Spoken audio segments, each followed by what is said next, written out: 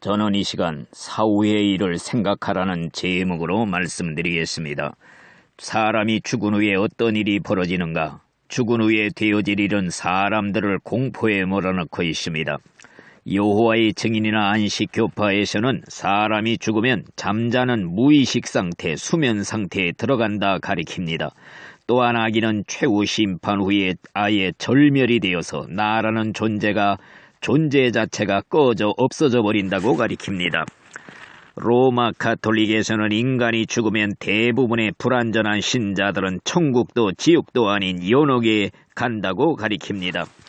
그러나 성경은 가르치기를 영혼은 불멸이기 때문에 죽지도 않고 잠자지도 않고 없어지지도 않고 한번 세상에 태어났으면 영원히 천국에서 살든지 지옥에서 산다고 가리킵니다. 죽은 후에 인간의 영혼은 무의식 수면 상태에 들어가는 것이 아닙니다.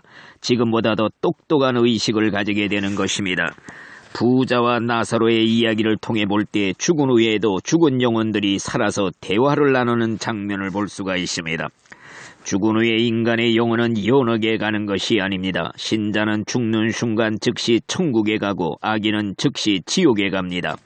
예수님은 십자가상의 한 강도에게 내가 오늘 나와 같이 낙원에 있으리라 이런 말씀을 했습니다.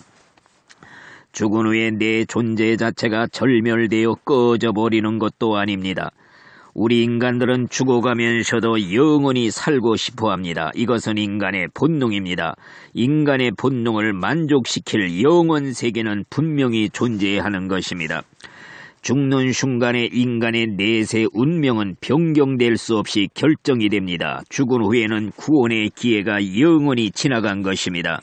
천국과 지옥 사이에는 통과할 수 없는 큰 구렁이 놓여 있다고 그랬습니다. 한번 구원의 문이 닫힌 다음에는 아무리 간청해도 하나님이 일어나 문을 열어줄 수가 없는 것입니다. 그러므로 죽은 자를 위한 기도는 전혀 효력도 없고 필요도 없습니다. 지옥 간 자들을 위해 기도한들 무슨 소용이 있겠습니까? 연옥이라는 것은 성경에도 없는 인간이 후대에 발명해낸 발명품에 불과합니다. 연옥은 예수 그리스도의 십자가의 죽으심을 완전 무효로 만들고 우리 신자들의 믿음을 완전 전복시키는 사탄의 발명품이라고 할 수가 있습니다. 죽은 후에는 악인들에게 영원한 형벌이 기다리고 있다고 성경은 가리킵니다. 악인들은 마귀와 그 사자를 위해 예비된 영원한 지옥불 속에 던져질 것이며 영원히 의식적인 고통을 받게 될 것입니다. 목사들 중에는 하나님은 사랑이시기 때문에 결국 지옥에는 한 사람도 남지 않고 다 구원받아 천국 간다고 가리키는 만인 구원론을 가리키는 목사들도 있습니다. 또 어떤 목사들은 다른 종교에도 구원이 있다는 종교다원주의를 가리킵니다. 그러나 악인이 죽어 일단 지옥에 가면 영원히 운명이 고정이 되는 것입니다. 그러므로 죽는 순간까지 예수 배척하다 지옥 가는 사람은 영원히 파멸을 당한 것입니다. 성경이 말하는 지옥은 너무나도 무섭습니다. 그것은 저주받는 곳입니다. 탈출이 불가능한 감옥입니다. 억만 년을 떨어져도 밑바닥이 없는 무적행입니다. 느부갓네살 왕의 풀무불보다 더 뜨거운 유황불못입니다. 지옥의 유황불은 심령속까지 꿰뚫어 태웁니다. 영혼까지 태우는 최고의 고통이 있는 곳입니다. 지옥 간 자들은 말할 수 없는 슬픔 때문에 곡하며 이를 갈게 됩니다. 견딜 수 없는 고통 때문에 이를 악물고 깨물고 아무리 해서도 견딜 수 없는 고통을 받게 되는 것입니다. 분개와 분노와 탄식 등으로 미치광이가 됩니다. 지옥에 함께 있는 동료들로부터 계속 악당과 저주를 받습니다. 진노와 저주를 영원히 받게 되는 것입니다. 이것이 정녕 꿈이었으면 얼마나 좋겠습니까마는 지정이가 멀쩡하게 살아있고 가시처럼 찌르는 고통은 이루 형용할 길이 없습니다. 피할 수 없는 캄캄한 감옥이요 귀는 있으나 들려오는 것은 저주의 소리뿐이며 썩은 냄새가 코를 찌릅니다. 마귀들이 육안으로 보입니다. 종종 출몰해서 독사처럼 굶주린 사자처럼 물고 뜯고 찢고 쏩니다. 칼로 살을 도려내고 작들어 동태 썰듯이 썰어도 즉시 재생이 되어 계속 고통만을 받는 무시무시한 장소입니다. 지옥의 형벌은 둘째 사망의 고통이라 하였습니다. 살아있는 죽음입니다. 죽지 않는 죽음입니다. 불멸의 죽음입니다. 지옥 형벌의 기간이 1년, 10년 기간이 정해진 것이 아니라 억만년 무한대로 계속됩니다. 파멸이 영원하고 저주가 영원합니다. 지옥에 거하는 기간이 해변의 모래알처럼 끝없이 셀 수 없는 영원으로 이어집니다. 영원이란 말은 세상에서 제일 무서운 말입니다.